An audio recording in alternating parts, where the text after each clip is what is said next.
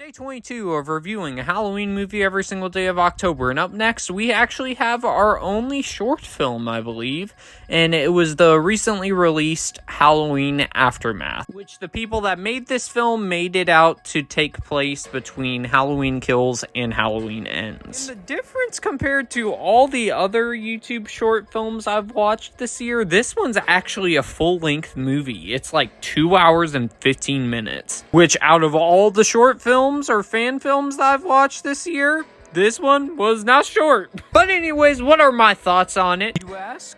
And I thought this was a very solid short film. Here, I think the Michael Myers that you have in this movie does a great job at sort of capturing that energy of the same Michael Myers from the David Gordon Green trilogy. There's some pretty solid kills in here too. The characters were decent enough, especially like the main character has PTSD from a Michael Myers attack that he somehow survived. And along with him, there's some pretty solid relationships that you have him build out throughout this whole entire film. And the final thing too, I do like how this movie sort of ends, showing how ruthless Michael Myers can be. So that was also an extra plus. Now, as for negatives, I don't think any of the acting is all that great. There's some scenes where there's good acting, but then there's some scenes that are The dialogue's fine. And even though my common complaints with a bunch of other fan films that are short films is that it ends too quickly and is too short, with this film, I think it's just a little tiny bit too long. So the film is like 2 hours and 15 minutes, and I kind of wish they trimmed it down to at least 2 hours, because then that would have been the nice